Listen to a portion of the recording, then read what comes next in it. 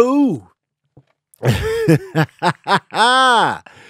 What's up, good people? It's time for another session of that verbal cardio, man. I got my co-host, Water. I'm half in on the gallon. And it's only 1:40 p.m. I'm already half in, shawty. You know why I'm half in? Because water is life. Water is everything. If you watch the new movie Dune Part 2 and they on that desert planet, you already know water is sacred. Water is every damn thing. Make sure you drinking your water, y'all. I can't stress this enough. Make sure you making your water intake a prime component of your day each and every day, man. Without the water, man, health is wealth. And without the water, man, your health is in shambles. And don't be thinking that you're better than water. Don't be thinking, I'm healthy. I only drink a little bit at a time. And my blood, nah, man. Nah. That water gonna keep you around, man. Get your water going, man. Make that part of your everyday, man. I want to give a shout out to my patron saints in here, man. Shout out to Amir on the ones and twos in this thing. Shout out Zakia, Coco, Elijah, Shireen, Tanya R, Aries Taurus, Tony Ant, Gladys Diaz, Sharon McD, 2 Jesse, Cat James, Courtney, I am Tony Baker Davis, the French guy, Candy Cammy, Alice, Brandon Preston, Cutie B, Heavy B, G-Man 83, Jamal B, Chris M, Allison H, Masaccio, The Fly Bohemian, Tamara, Sade B, Sherry Tucker, Candace Mack, Lana, Keisha Lewis, Lyman, Chloe Franklin, King Panda, Zay Nova. I met Zay Nova last week, man. It was dope as hell. Shout out to Zay Nova. Stephanie, Amy, Styler, Sharon McD, Miss Miles, man. Shout out to my patron saints. They in here deep today. Dina Johnson, MP Trooper, Eric Payne. I appreciate y'all. Kayvon Solomon. Shout out to everybody. Shout out to the people in the IG Live that's going to get the camera cut off. You're going to get the camera cut off in a little bit, y'all. I just want to give you the heads up that it's going to happen. It's going to happen soon. So if you don't want the camera cut off, you can join my Patreon right here, right now, man. Just join it. Click the link in my bio. Click on that Patreon tab. And then you won't miss a beat. You won't miss a beat. Shout out to my new Patreon members, Lamont, Tyran General, Carell Autry, Calvin Denmark, Whitney Wilson, Malik, Jenna Victor, Roslyn, Siobhan, and Jarrell, man. Let's go. Let's talk about what's real, though. Miss Dandridge. How you doing, Miss Dandridge? I see you in here. Miss Dandridge, indeed. I want to talk about this. I did this post the other day. When women get mad at men, a lot of women don't have game. Let's just talk about what's real. A lot of women don't have game. Now, to be fair, most of you don't need it. Most of you have been getting by on your pretty good looks, and the dudes just come out the woodwork. You ain't got to do nothing. But, so you're untrained. You know what I'm saying? You ain't been out there practicing with the game because you never needed to. Dudes just be hollering at you. They be propping their foot up and you be like, what's up, girl? You know what I'm saying? I see you out here doing your thing. You know what I'm talking about? Maybe I could be a portion of your life in the future. You know what I'm saying? They just be running up. You be at the grocery store. You be at the gas station. You be at the club. And they just be running up. They just coming out the woodwork. And I get it. You never had to use your game. They writing your love letters. They outside of your balcony. They serenading. They sliding in your DMs. You ain't got to do nothing but look good. Look as good as you are. That's all you're doing. You just looking good. And here they come. So now when you interested in a man, you got no game. You got no pull-up game. You pulling up on some weak-ass shit. You be hitting on a dude, you just be like, man, traffic from like 4:30 to about 6:30, traffic just gets on my nerves. That's all you said to the guy you like. And he like, yeah, man, traffic is crazy. That's it. And then after that, you be like, you ain't know I was feeling you. You didn't know I was hitting on you. From that line about traffic or Stephen King novels or who's your favorite director, we supposed to draw from that you trying to holler. What y'all have to realize is that you can't be that subtle and then get an attitude with us because we didn't pick up on it. Because what happens to most men is that a lot of men don't want to assume that you trying to hit on us just because you talking to us in a regular conversation. A lot of men, myself included, I don't want to assume a goddamn thing. I don't assume nothing. You got to be clear with me. You got to be like, yo, Tony, man, I want to drink a beverage out of your dimples while I'm butt ass naked. You got to come with it. Or else I'm dumbing all my senses down. I dumb them down because I don't want to assume. I don't want to overstep. I don't want to be like, yo, I thought you was feeling me because we was talking about Sade albums. I don't want to look like a dumbass. So I turn my spidey senses off. I'll be like, I'm not going to assume nothing. Just because you nice to me, that doesn't mean you trying to holler. That's my mindset. That's my go-to everyday walking through life mindset. Just because a woman is nice to me, I am not going to assume that you shooting your shot. So for me, you got to shoot your shot directly. And for a lot of men, it's like that. A lot of men is like, yo, we don't want to assume what ain't there. We don't want to overstep. We don't want to ruin the vibe. Because there's a lot of dudes out there, you slightly nice to them, and they like, man, she all on my jock, man. She want this. How you know? Because she said, excuse me, over there by the produce. Since she said, excuse me, man, she want to take me down. She was talking to me about Denzel movies, man. She want this. And there's a lot of dudes like that. She was all on my jock, man. She was all on my cock. How you know? We were talking about the show Modern Family for like 15 minutes, bro. She wants it. And this dude's like that, so I get it. A lot of y'all don't want to be too nice, but you got to find that balance, man. And I can't coach you, ladies. I can't coach you through this. Y'all be like, give us the tips. Tell us what to say. Come on, man. I can't tell you. I can't write the script for you. Put your bid in, shawty. Put your bid in. And sometimes that subtle regular conversation, that ain't necessarily a bid put in. You got to put in a little extra, throw in a little comment. I mean, you know what I'm saying? A compliment or something like that on the side. You know what I'm talking about? Compliments go a long way. Like, oh, you think I'm handsome? Oh man, look out, man. Hey girl, hey, don't make me ask you out. She like, well then, hey, don't promise me a good time. Boom, you in business now. That's all it took. So I just wanted to throw y'all on the grill real quick, ladies, man. Your game is trash. Your game is trash. Understandably trash though. Because dudes be hollering at you, and that's how you was raised, and that's what you used to. Dudes hollering at you. But sometimes, man, dudes just be chilling, man. They be minding their own business, and then, you know, sometimes you got to nudge them, but be clear on the nudge. Don't get an attitude when you gave nothing. You like, I only use roll-on deodorant myself. That was you shooting your shot? Talking about deodorant preference? A dude gonna look right over that.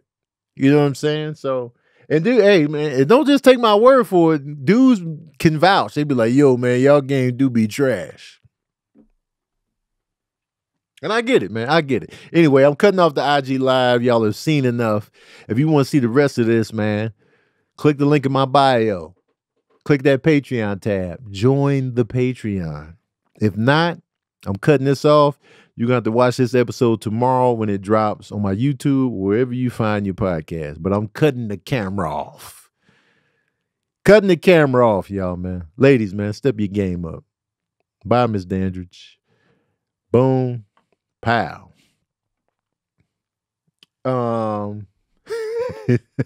Patriot Saints couldn't wait for me to cut that camera off. Couldn't wait for me to cut the camera off. Now, this is what I want to talk about, man. So I wrote down some things I wanted to touch on real quick on verbal cardio. Let me find my little notes. I want to talk about this. I don't like it when people try to downplay or belittle things just because they don't have them. What I mean by that is, like, people that they might downplay winning an award or booking a show or, hitting certain milestones on social media. Yeah, I don't care about that. Ain't nothing to, write home about. And then when they achieve it, then they celebrate. Or, you know what I'm saying? I don't care about those awards. And then when you up for an award and then you win, you're like, oh, I won, y'all. I thought it didn't matter. I thought you was downplay McGee. You know what I'm saying? Keep that same energy. Like, it's okay to want things. You don't have to belittle everything or downplay stuff just because you feel like it might not be in the cards for you. And I get it. Awards aren't everything. But when you say, oh, I don't care nothing about this award, and then when you win it, you all excited, then you was lying. You was fronting. You know what I'm saying? If it don't matter, it don't matter. But don't be downplaying stuff that just because you haven't achieved it yet, you downplaying it or dissing it or acting like it don't matter when it really does. That just be annoying me. Like when people have that, like, you know what I'm saying? That mindset. You just be like, man, I don't see it the big deal is. Then when it happened to you, you're like, hey, man, look at what I'm doing. I'm like, oh, I thought you ain't see what the big deal was a minute ago. Now you out here celebrating and posting and boasting. You posting and boasting now.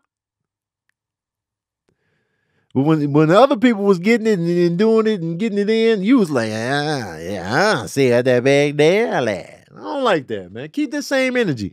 It's all right to want some things. It's all right to be like, yo, I would like to have that. It's okay to say to yourself and to the public, yo, I would like to have that. I would like to have a TV show. I would like to have those awards. I would like to have those accolades. I would like to have that follower milestone. I would like to have these things. It's okay. Just be real, man. Keep that same energy. But the downplaying until you get it is trash. I don't like that energy, man. I'll be like, man, look out. They're called haters. Definitely hatery vibes there. You know what I'm saying? Keep that same energy. Keep that same energy. I was thinking about through my mind, feel inside. I was thinking about what makes me put a rapper on my all-time list the other day. Like what makes me put a rapper on my all-time list? And I found my personal criteria to put a rapper on my all-time list is body of work. Body of work to me is mad important. It's mad important, man. The body of work matters to me. If you don't have a classic album,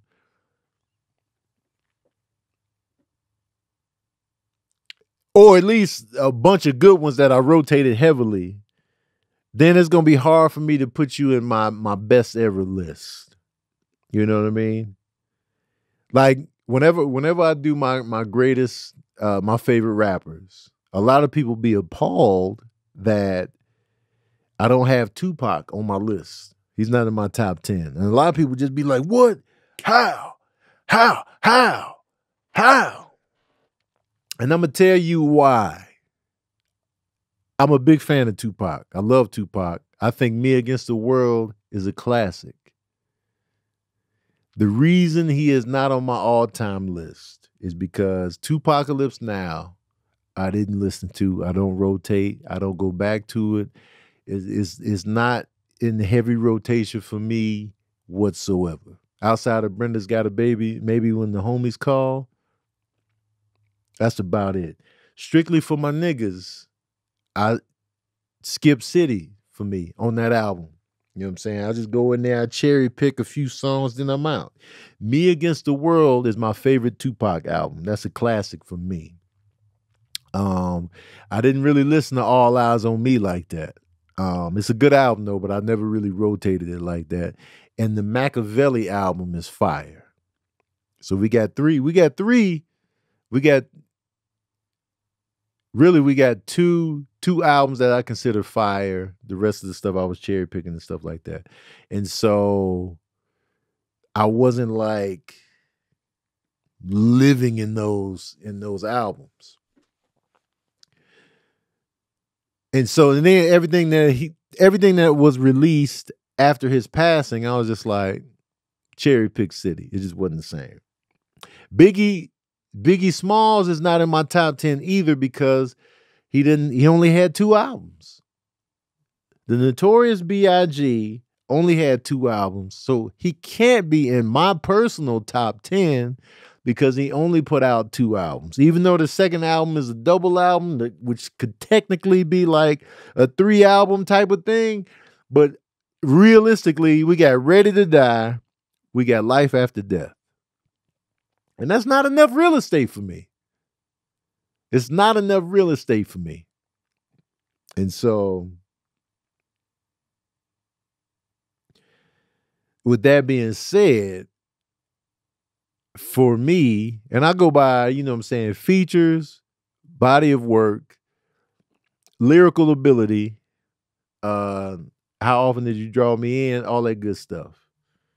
My favorite rapper, I'm not blaming Biggie at all. Of course I'm not blaming Biggie, but I have to be, it's all about rotation for me. Nas is my favorite. Nas is my favorite MC. He has the body of work. We got Illmatic. We got It Was Written. We got Stillmatic. We got Godson. We got the Lost Tapes. We got Hip Hop Is Dead. We got the Untitled album. We got Life Is Good. We got King's Disease. We got King Disease 2. We got King Disease 3. We got Magic 1, 2, and 3. We got Distant Relatives album. We got the Firm album. We got a body of work. And the stuff that Nas was doing with Hit Boy has solidified Nas as my favorite rapper of all time. It's solidified now. It's etched in. It's tattooed in at this point because what he was doing this late in the game was just incredible. So Nas, Black Thought. Even though we don't consider Black Thought a solo artist because he's been with the Roots the whole time, those Roots album are top tier. It's only one Roots album that I did not like. Their catalog is incredible, and Black Thought is the front man of that group. And anytime he shows up on a feature, he destroys it. Black Thought, Common's albums from Resurrection, One Day It'll All Make Sense, Like Water for Chocolate, Finding Forever, B, The Dream of the Believer. Common, he's got some killer features. Common is on my list. Andre 3000, even though he's one half of a duo, and he didn't carry. I mean, he did a solo album in the Love Below, but that was more on some singing shit. But you know, the stuff he was doing and putting in with Outkast, from Southern Playalistic Cadillac Music to AT Aliens to Aquemini to Stank on You to the Love Below to the Idlewild soundtrack to his features. You know what I'm saying? Andre 3000. Jay-Z, from Reasonable Doubt, the Black Album, the Blueprint, you know what I'm saying? His body of work, his features all up in there. I got to throw Jay-Z up in there, man. Got to throw Jay-Z up in there. J. Cole and Kendrick Lamar are in my top 10 now. The body of work from Friday Night Lights to the off season to 2014 Forest Hills Drive to Born Center to J. Cole's feature work. It's just, I got to throw J. Cole all up in this top 10. He got to be up in the mix. Kendrick Lamar, same thing with him. From Section 80 to Good Kid, Mad City, the Damn album, the stuff he's doing lyrically is just incredible. It's just impactful. It's just dope. It's nuance. It's context. There's artistic integrity and growth. I got to throw those two up in there. You know what I'm talking about? You feel me? Lupe Fiasco is actually up in my top 10. From Food and Liquor to the Cool album to Tetsuo and Youth to some of the projects he's put out, his lyrical ability, his feature work, his concepts, his lyrical flexibility. I got to throw Lupe Fiasco up in that thing. Ghostface Killah is also in my top 10. From his body of work, Iron Man, Supreme Clientele are both classics to me. I love his verses and performances on the Wu-Tang group album joints. His discography is fire, from Fish Scale to Apollo Kids to the Big Doe Rehab. Ghostface Killah is fire. Fire. So that's how cats make it into my top 10. Rhapsody is making a strong case to creep up in my top 10. Her body of work is crazy. Her albums are dope. She doesn't have a whack project. And she be killing on features.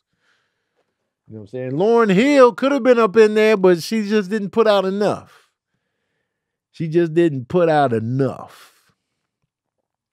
So I'm also a big fan of Phonte. Phonte might be up in my top 10. I love Phonte.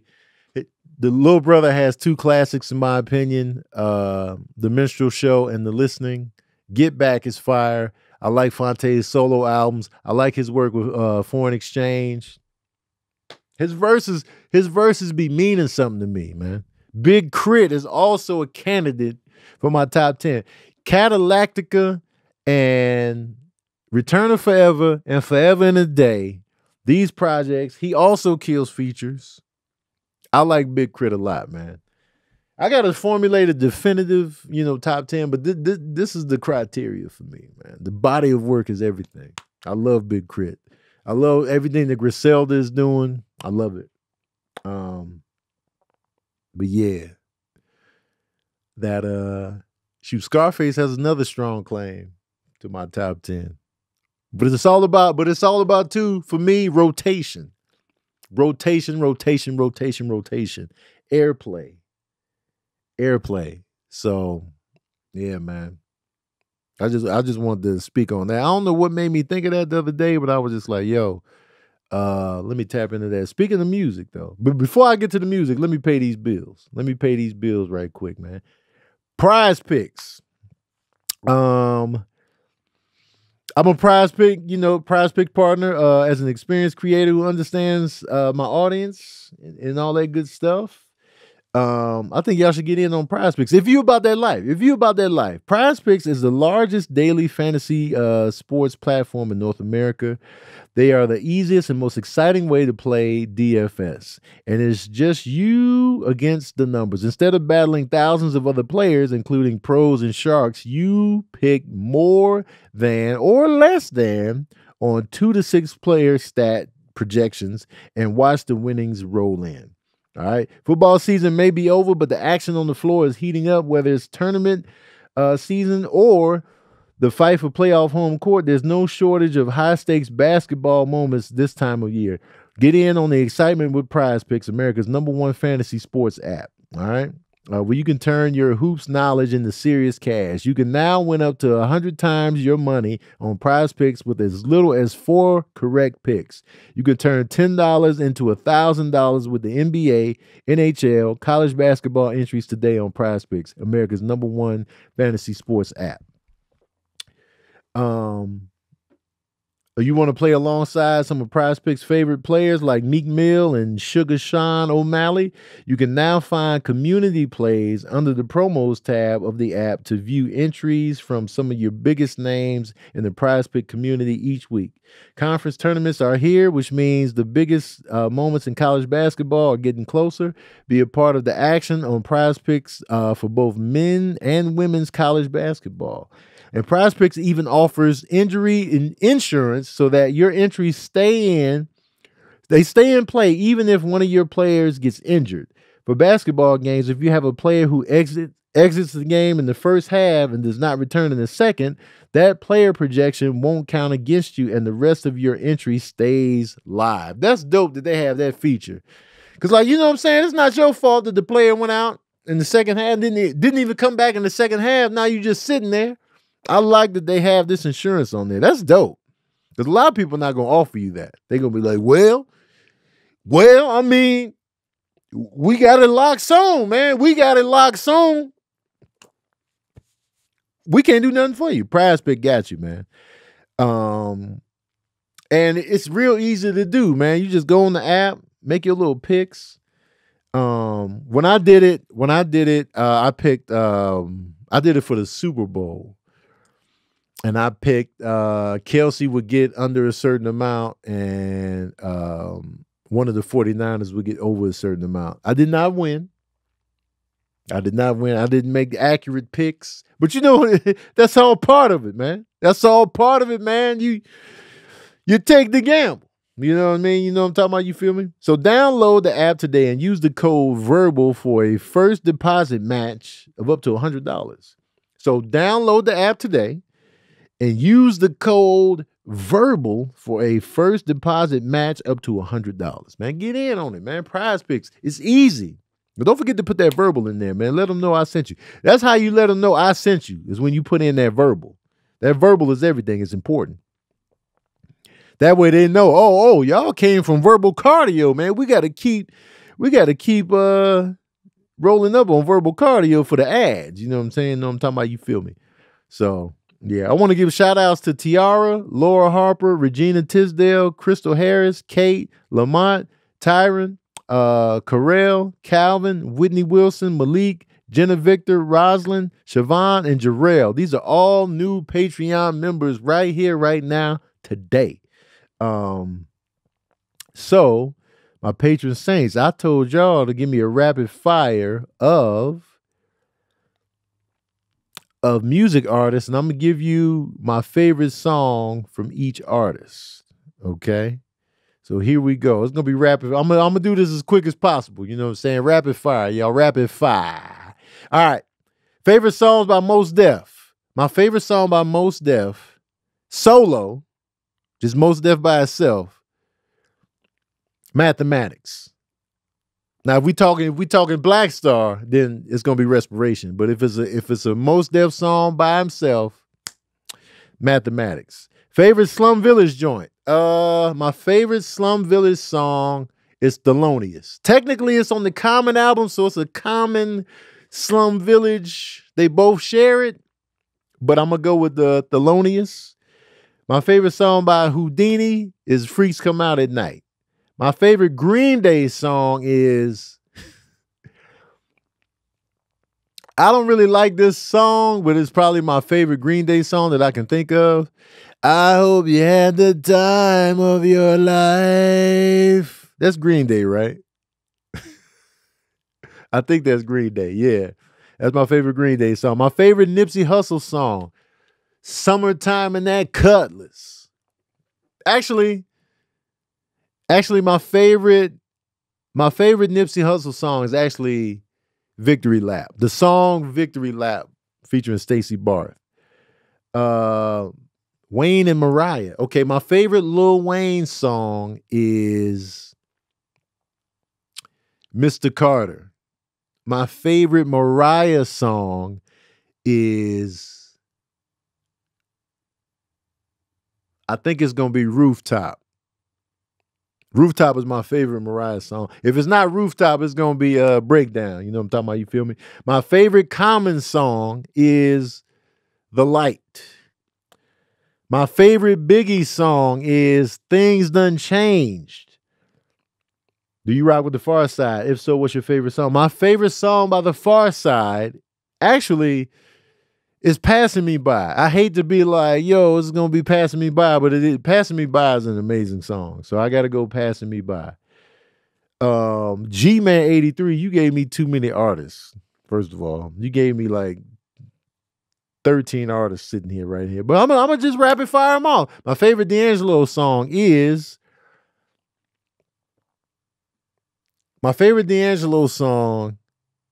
Lady.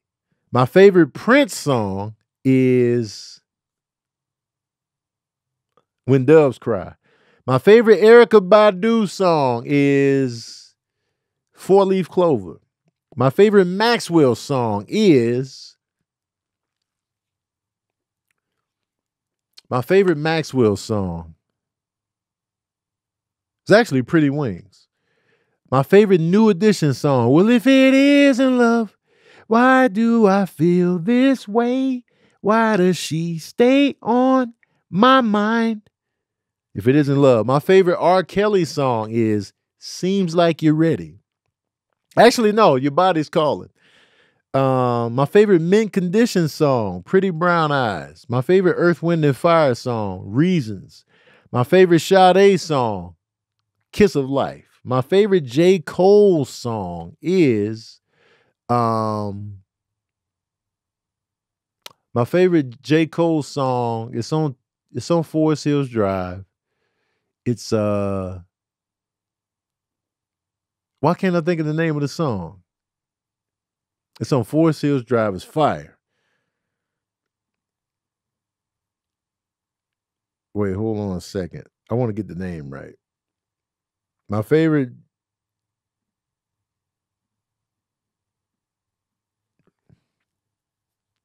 Shoot, it might be No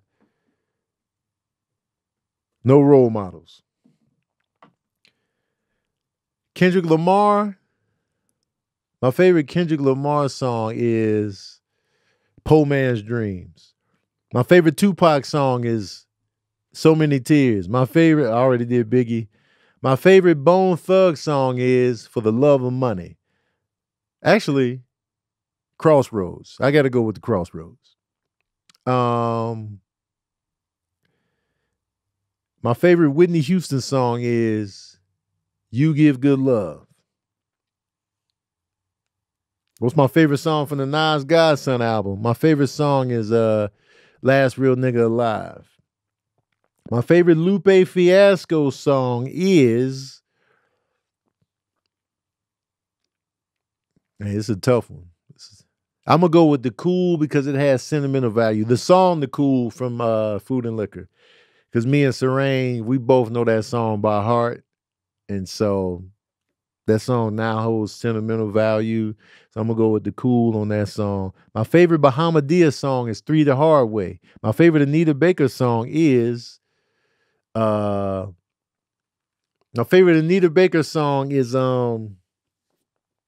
What can I think of the name right now? It's on the Rapture album.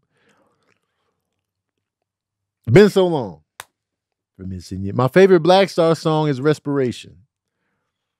My favorite Adele song is actually My Hometown. And I'm gonna say the rest of these for later. But I just wanted to do rapid fires real quick. What's up, Allison H? What you asking me over there? Allison H. What's up?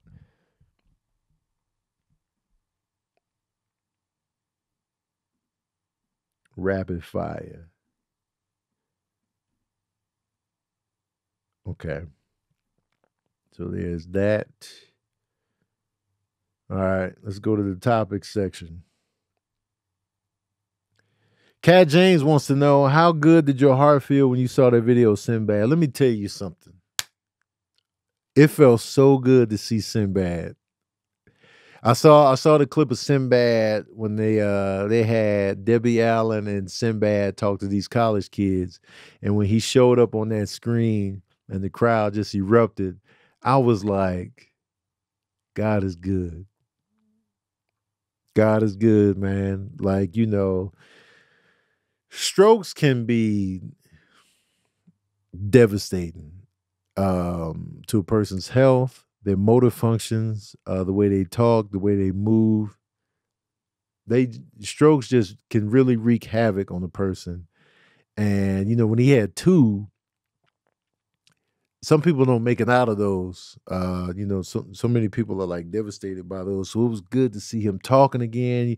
And then when he made the Instagram video, I was like, this is what I'm talking about, man. This is what I'm talking about.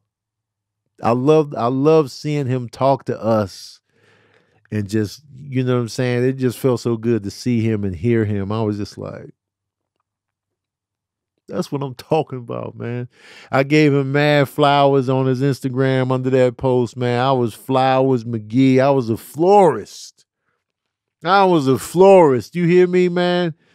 You got to give these flowers to people when they can still feel it, man. I know people say that all the time, but a lot of people they say it, but they just take it for granted day after day until they gone. So I was like, yo, man, Sinbad, you about to, I don't know if he saw my comment or not, but just in case, you gonna feel my flowers, man. I got roses, I got dandelions, I got sunflowers, I got I got lilacs and lilies for you, man. I got all the flowers. I got the edible arrangements for you, Sinbad. So it felt so good to see him just talking and because Sinbad is, anybody that just watch Verbal Cardio on the regular, just watch me in interviews, y'all know that Sinbad is one of my 3 comedic influences. And so, when he had the strokes, I was mad concerned. I was like, I was hitting up, I think I reached out to his daughter, and I was just like, yo, how's your dad doing? And I reached out to Chase because I know Chase works with him, and just checking in from a distance. Even though he probably don't even remember me, because I met him when I shot on the show Rail.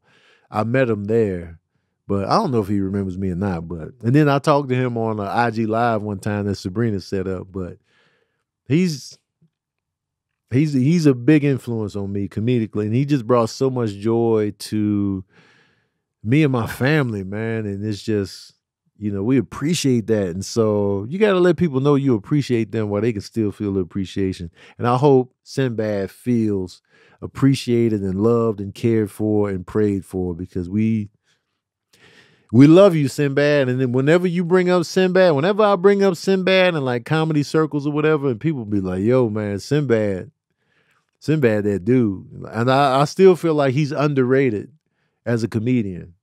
But for me, he has never been underrated with me. When you ask me who my favorite comedians are, Sinbad coming out my mouth all the goddamn time. I don't have a favorite comedian, but I will say my influences: Sinbad, Damon Wayans, and Jerry Seinfeld. So Sinbad, we love you, man. We out here. So yes, it felt fantastic.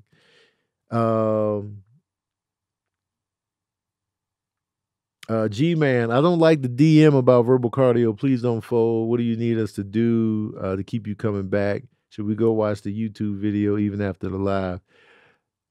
That would help. You don't even have to watch it. Just click on it and let it play. If you already seen it live, just click on it and let it play. Let the numbers get up and the likes. Because the numbers just be too low. You know what I'm saying? It's because I'm now doing 3 podcasts. So if I feel like one is not really making a dent, or it's not really growing, or it's not really thriving, it's just be like, maybe I should just cancel the podcast. You know what I'm saying?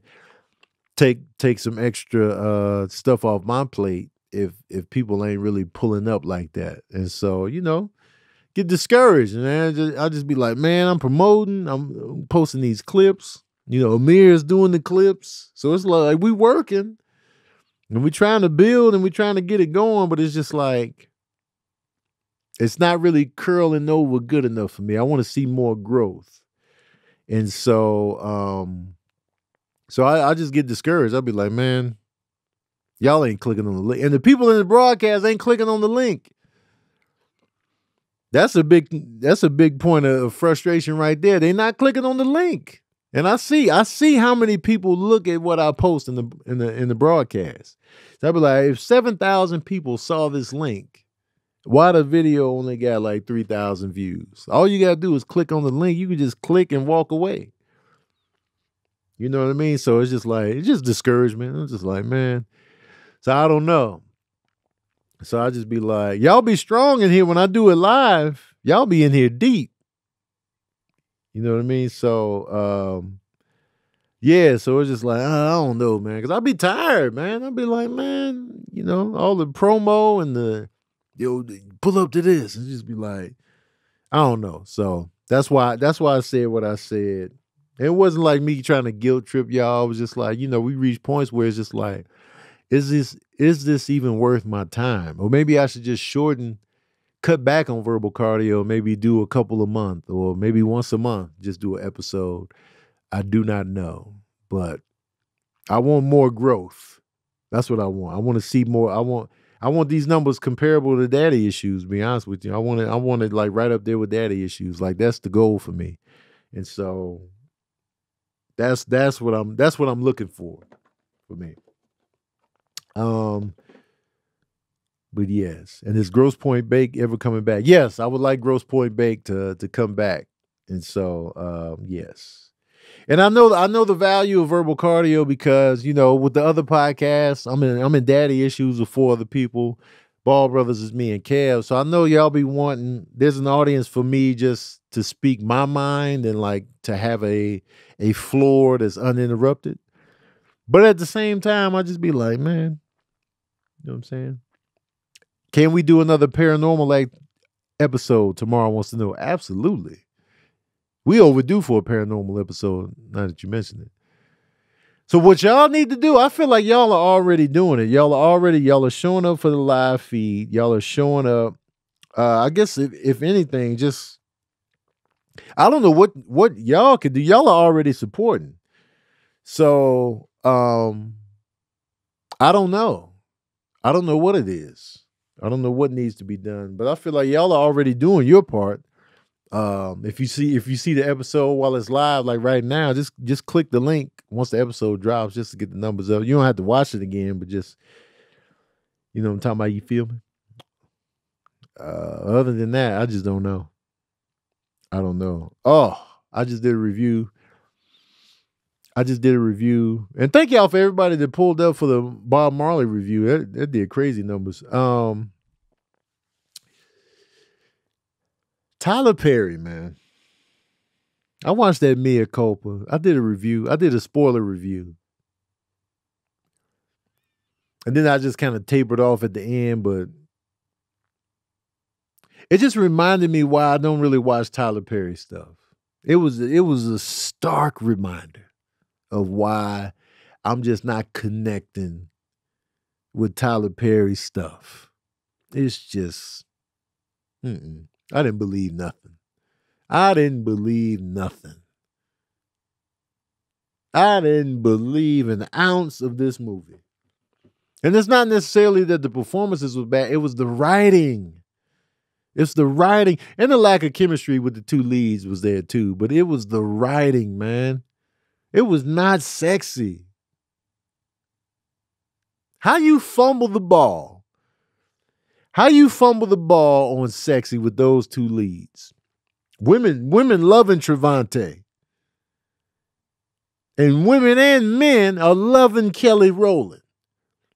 How you fumble the ball on the sexual chemistry there? How we do that? How we do that? I was frustrated. I was irritated. I was just like, there's no way this woman, an attorney, would represent the dude on trial for murder. There's no way she in his loft alone with him. There's no way. she not about to be sitting up in a loft with a man who allegedly the murder happened in the loft. There's no way a woman is going to be up in that mug solo with this man. What type of flight of fancy is this? Just so we can be in the loft? Just because the loft is sexuality? Whenever we want to have an erotic thriller, we want to portray somebody as the sexy artist. They always got the loft. They always in the loft. The high ceilings in the elevator with the wooden gate that you got to lift up yourself. It's always a loft, right? That's the place where you just want to take your panties off. Oh, you got a loft? Panties off. Always the loft. He in there. He got the and you know, women they love the artist. He just out here. I didn't buy him as a painter. I didn't buy him. He was like, what do you think when you see this? What do you see? Now here we go. The sexy artist trope. What do you see when you look at this? Close your eyes. Let me hold your hand as you do the paintbrush. Man, get the fuck up out of here. So you mean to tell me, sometimes, I just be driving women crazy. He was talking mass sexual. He was just too aggressive. He was too sexually aggressive. So I didn't buy it. This dude was too aggressive for me. I was like, man, I ain't feeling this dude, man. You know what I'm saying? I wasn't turned on. I wasn't turned on. He was forcing the sexuality in terms of like what he was talking about and how he was moving. He was forcing it. It wasn't sexy then. And women can see through the forced sexuality. I get it. You want to be an alpha male and you want to be out here standing firm in your confidence. But women can be turned off by forced sexuality.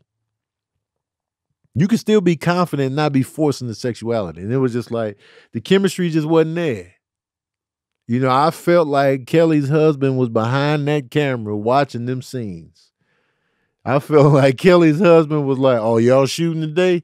I'm going too. I'm going to be behind the camera. So it was like, there was no chemistry. I didn't believe for 1 second that Kelly Rowland was truly attracted to Trevante. I didn't believe it. And the storyline was just incredibly unrealistic. It was just incredibly unrealistic. I was just like, there's no way this attorney is just going to be hanging out at your loft, sir. And then he throw a little tantrum. Hey, man, come back to my loft. I don't want to meet in your office. Come back to my loft. Then the naked girl showing up in pumps, just the naked white girl pulling up naked, just pumps on, while Kelly is still there. And he's just like, hey, you can stay here if you want, but I'm about to fuck this bitch. And I'm just like, what's happening here? I'm about to fuck this bitch. You can stay, but it's happening whether you're here or not. I'm talking about, you feel me? And then I'm gonna get head while you're stuck down there and you can't get the elevator going because I gotta press the button. So while I'm gonna let you sit here and watch me get this head real quick before I press the button, and you just gotta stand there and take it. Yeah, you watch long enough. Let me hit the button so you can go down there to the parking lot. Come on, man. Just slinging Kelly Rowland up into a sex club without her knowing. No consent on that. Let's go for a ride. What kind of place is this? Oh, it's a place I like to frequent. And then he go up in there. It's a straight up sex club. Let me tell you something, man. You got to let a woman know you're taking her to a sex club. You got to let a woman know this. You know what I'm saying? You can't just be slinging the woman up into the sex club and then wandering off. What part of the game is this? I'm sorry I took you to that club, man. You know what I'm saying? I just wanted you to experience some new things. experience some new things out here. I'm sorry I took you down there. And then when they smashed, he never rinsed his penis off. He never once rinsed his penis off. Never once. He never once rinsed his penis off. He was in there getting smashed. The naked chick with the pumps was riding him. Kelly come back up in there. The girl just gets off of riding. Just the driest rides I've seen this side of the Mississippi. Them ride. The girl riding him, it was a dry ride. It was like a roller coaster in Phoenix, Arizona. It was a dry ass ride. She got off of him, and then he just stands up and starts kissing on Kelly. No rinse off. Shaft crusty. Shaft crusty. No condoms in sight. Shaft crusty. Girl just walks off in the pumps naked, just goes next door. I don't know where she lives. Crusty shaft. And then she's like, no, I just need a minute. I just need a minute. Then he goes, he puts his pants on over the crusty shaft. Just threw his pants on. And then let's go for a ride. And then they go for a motorcycle ride. And then they come back and smash in the paints. Still no rinse off, crusty shaft. He put the jeans over the crusty shaft. They go for a motorcycle ride. They come back. They get into it. Paint. They playing in the paint now, and then they smashing hardcore strokes in the paint. So that means the paint is in the coochie. So we got paint colors in the coochie over the crusty shaft. We got the paint over the crusty shaft. Just doing this, and it's supposed to be sexy to us watching. This supposed to have us hot and bothered. I was bothered, but I was not hot. I was the furthest thing from hot. I wasn't even room temp. I was chilled. I was a nice chilled watching this bullshit right here. Watching this bullshit right here. I was like, what are we doing here? This is completely ridiculous. Zero sex appeal in this joint. And then the plot twist was just garbage. Just absolute garbage. Tyler Perry, man, I need you to hire these writers, man. You a billionaire, man. Get the writers up in here, man. Get the writers up in here. Just produce. Please. Just produce. And I know I'm probably get blacklisted. I'm going to probably just get thrown out. Man, Tony Baker, he ain't never working for me. I know the risk. But please. I want you to win, but I want your stuff to be good. I want to enjoy it. Please hire some writers. I know you like to be hands-on, you like to do things yourself, but for the love of God, Tyler Perry, if you don't hire some writers up in this mug, get us some fresh voices and fresh perspectives, please.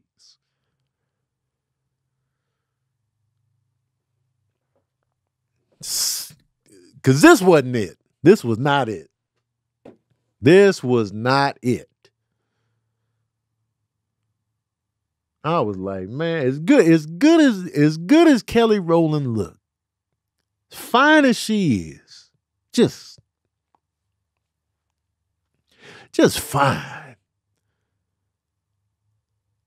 You put her in an erotic thriller, I'm like, man, sign me up. And then you drop the ball like that.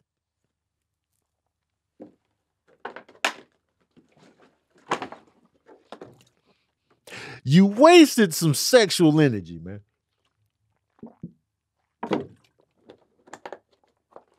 Wasted everybody's goddamn time. Anyway, I also did a review for Mea Culpa, but if you in here listening to this, it's just pretty much the same thing I just said. You just gotta see how many saxophones they got. Squandered the sexual energy. Squandered. But I will say this, though. I was never bored. I was never bored. It just wasn't good. But I was never bored.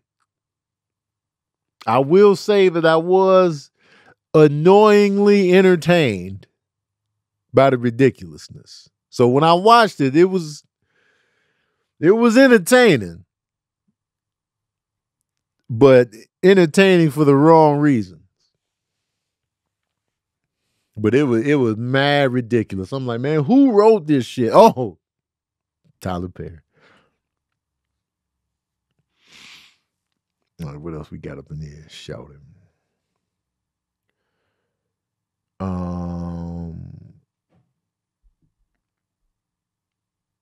Let's do some this or that, and then we can get up out of here, Shouting.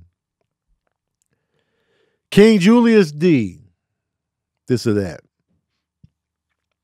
Successful comedy club owner, multiple sellouts, high-end comics, popular all around LA, income $1.5 million a year for 10 years, or successful acting career, star in your favorite buddy cop type film series with at least 2 films, win awards, red carpet events, etc. Income $25 million total, no residuals from the movies, just random acting gigs here and there. So you asking me? So if I'm a comedy club owner, that means I'm not performing, right? Is that what you're telling me? King Julius, you up in here? Is that what you're telling me, that I'm not performing at this comedy club? I just own it? You can host? Oh. I mean, that's $15 million for 10 years. If I go the other route, though, I get $25 million.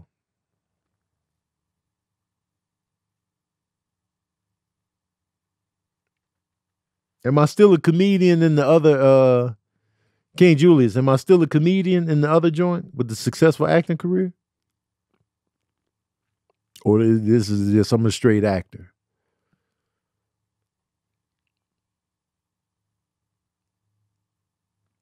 Let me know before I make my decision. Yes, you are yourself in both. Oh, give me the successful acting career, starring your favorite buddy cop type film series with at least 2 films, win awards, red carpet events, etc. for $25 million. There are no residuals, man. Give me the $25 million. For sure. Give me that $25 million. Give me that $25 million. Cause then, you know what I'm saying? I'm gonna do the live shows on the strength of the buddy cop joint I did, man. Give me that $25 million. Give me that General Mills. Then give me that $25 million. Absolutely. And then I ain't got the headache of owning a club. I ain't got to be booking talent all the time, man. Give me that $25 million, shorty. Shorty, man. Give me that $25 million. That buddy cop, that General Mills, that Meek Mill. Let me get that. Let me get that $25 million, shorty. Absolutely, give me that $25 million. This or That by G-Man 83. 70s R&B or 90s R&B. I shit you not. I was at the gym yesterday on the elliptical, and I was thinking to myself, I said, self. I think the 70s might be the best decade of music ever. I was thinking to myself on the elliptical. I was like, man, you know what? I think the 70s might be the best decade of music of all time. I was in there like working. I was on the elliptical working it. I was like, you know what? Because I was listening to a song from the 70s, and I was like, man, this shit is fire, man. And then I started to think, I was like, you know what? I think the 70s might be the best decade of music of all time. Because the 70s didn't miss. All the genres was hitting. Rock, disco, R&B. 70s was cracking. And it holds up today, man. When you dip into some stuff from the 70s, man, that shit holds up today. And it permeates through the hip hop and R&B of now. You know what I'm saying? All the samples, all the remixes and redos and covers, man. I was like, man, I think the 70s is goated. Cause you know, a lot of the 90s R&B, you go to it, you be like, all right, let me get the hell up out of here. Cause a lot of 90s R&B can turn into Skip City if you let it. Like when you go back and listen to stuff, you be Skippy Peanut Butter. But when I every time I fall into some like music from the 70s, I just slide into somebody's album. I'm like, yo, this shit is the production, the instrumentation, the singing patterns, the way they were moving, the sound of it is just like, yo, this shit is. And I'm talking about stuff that wasn't even singles. I'm just talking about like just the regular track list songs, the you know the hidden songs, and I'm just like, damn, this shit is fire. When you think about all the albums, the Stevie Wonder albums, the Marvin Gaye albums that were coming out in the 70s, and like all these groups just killing it. Even the disco songs are still hidden. I got to go with 70s R&B. 70s R&B is just, I think the 70s are the best decade of music. Overall, I think the 70s holds up the best, and I feel like because music from the 70s made fire hip hop. You know what I'm saying? So that lets you know about the longevity, man. That production in the production in the 70s compared to the 90s, compare the production in the 70s to the 90s, man. The 90s is getting washed, bathed, and put in the dish rack. 70s R&B, man. 70s me up, man. Dayo Blackjack. Who's the bigger villain, Suge Knight or P. Diddy? Ooh. I say Diddy. You know why I say Diddy? Because he's more of the sneaky, pulling strings, making moves, hiding in the shadows. Suge Knight didn't hide in those shadows. Suge Knight was who he was in your face. Suge Knight was like, I'm punking niggas. I'm doing this. I'm doing that. I don't like this person. I don't like that person. It is what it is. What you see is what you goddamn get. Suge Knight was just like, this is what it is. So when you hear about Suge Knight being nice with him, like, oh, you really a nice guy. Hey, don't tell nobody that. Diddy is more dangerous because he is just behind the scenes. Hey, man, I'm just out here dancing and just giving people a chance and, you know, just dancing and spinning. I'm a billionaire. But behind the scenes and like all the artists that was just like, yo, man, we ain't getting our money, man. We ain't getting our just due. P. Diddy, the Locks was like, get us out the contract. All these artists struggling and whatnot. And then all the accusations with women and just weird stuff going on and just like all this other stuff coming to the surface. And you just like, man, what's really going on with Diddy? Because back in the 90s, I was just like, man, leave Diddy alone, man. He just dancing and just producing. That was the image back then. But now you just like, oh, that's why he got sunglasses on. That's why he wearing shades. He's shady. Oh. So I feel like P. Diddy is he's a bigger villain. Suge Knight definitely didn't. Suge Knight did himself no favors by running a record label, by having all that street shit involved. When you got real gang members at the recording studio stomping people out and just like moving like that, you destined to fall into some bullshit. All that street shit and the music business did not mix like that. Like you can't run a record label and be out here doing this thug shit. So Suge Knight definitely didn't do any smart moving. That's for sure. We asking who was the bigger mastermind? Diddy, but who was the bigger villain? Diddy next level with the villainy. Mad villainy, man. Mad villainy. So yeah, I'm gonna go with Diddy. I'm gonna go with Diddy, man. You just hearing too much. You just hearing too much from Diddy, man. It's just like you just hearing too much about Diddy, and it's just like, what's really going on?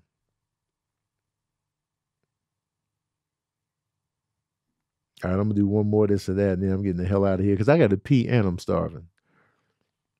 I got to pee and I'm starving. Jarrell Thomas asks,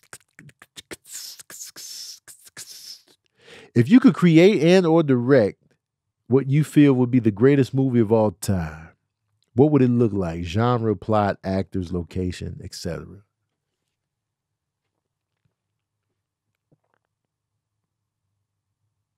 This is a tough question.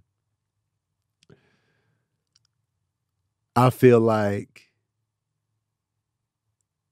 when you look at some of the greatest films of all time, whether it be sci-fi and The Matrix and Star Wars Episode 4,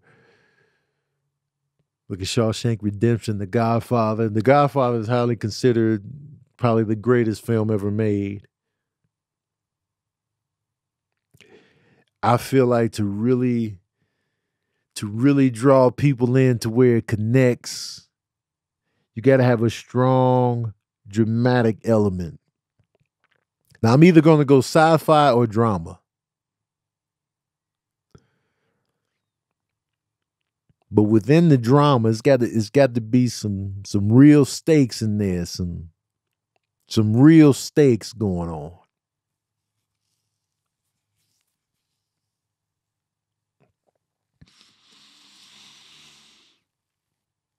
Or you could do fantasy.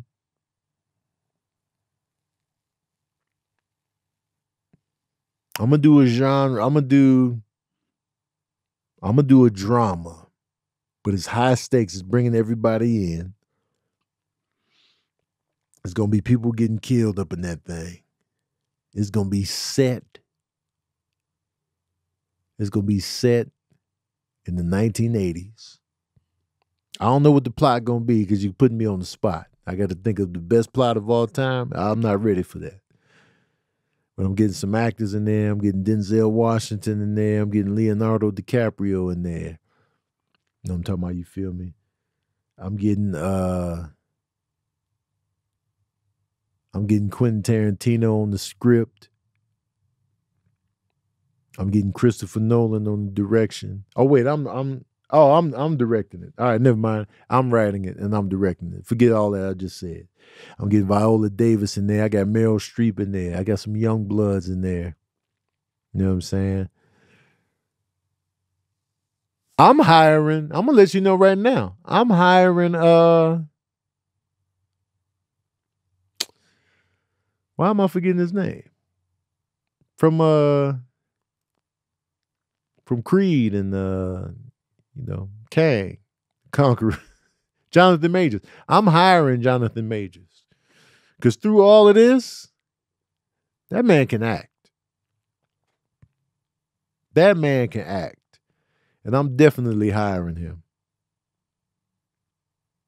You know what I'm saying? Because I feel like what happened to his career is overblown compared to what happened between him and his ex-girlfriend. I feel like everything that he lost, he shouldn't have lost just because of that. Just because a cell phone tussle is not enough to cancel somebody, in my opinion. I just feel like it was overkill. And he's still a talented actor with, he's dope. So I would throw him in this film. It's because she white. Yeah. Whatever the case may be, I feel like he was done dirty. And I feel like it's a shame because I really like the work he was doing. I really like the work he was doing. So that's a tough question. I got to sit and really think about a script and the plot. But yeah, I'm gonna go with that. Let me do one more this or that on the way out. Somebody give me a quick this or that real quick. Surface level though. Don't get too deep into Tony Baker. Just have me pick, you know what I'm saying? Something that everybody can relate to on the this or that.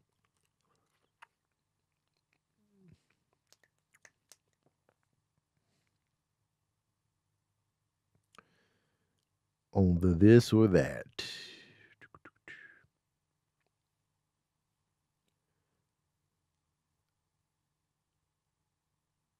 Moist or wet? What's the difference?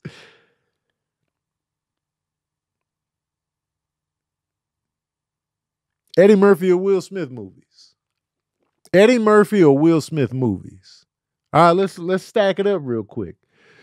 Eddie Murphy, we got 48 Hours, Trading Places, Beverly Hills Cop, The Golden Child, Beverly Hills Cop 2, Coming to America, Harlem Nights.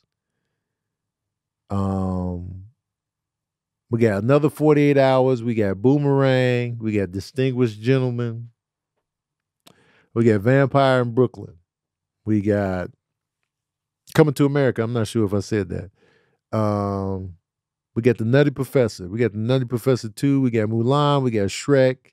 We also got Pluto Nash. We also got Holy Man. We also got 1,000 Words. We also got Mr. Church, Dr. Doolittle 1 and 2. We got Daddy Daycare. We got Norbit. We got Coming to America 2. We got Dolomite. We got Tower Heist.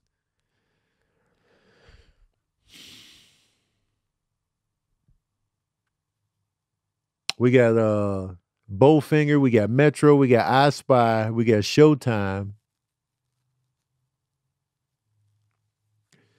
But Will Smith, we got Dreamgirls. We got Life. Will Smith, we got Made in America. We got Bad Boys. We got Bad Boys 2. We got Independence Day. We got Men in Black. We got Men in Black 2. We got 6 Degrees of Separation. We got Ali. We got 7 Pounds. We got Enemy of the State. We got Wild Wild West. We got Hancock. We got I Am Legend. We got Hitch. We got King Richard. We got Men in Black 3. We got Bad Boys 3. We got Concussion. We got I, Robot. We got The Pursuit of Happiness.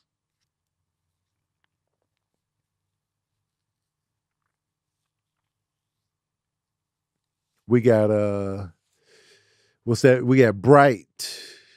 We got that movie Focus.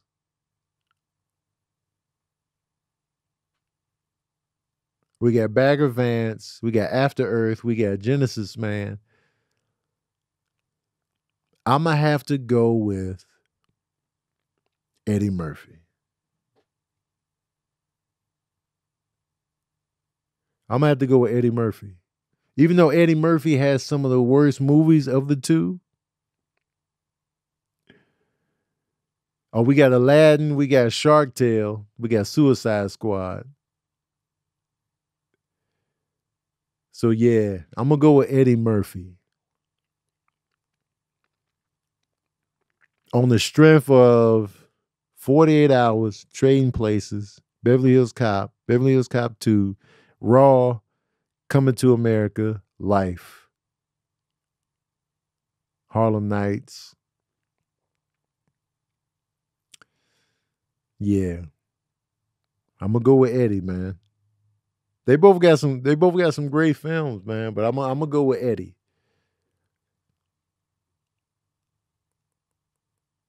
But I feel like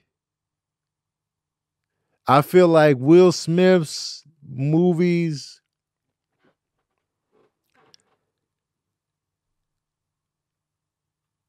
Eddie Murphy by far has more forgettable stuff. Showtime, Holy Man, Pluto Nash, Distinguished Gentleman, even Daddy Daycare, Dr. Dolittle 2. But he just got so much iconic stuff. Him as Axel Foley, Coming to America, Life, him as the donkey in Shrek, him as the dragon in Mulan. It's just like, man.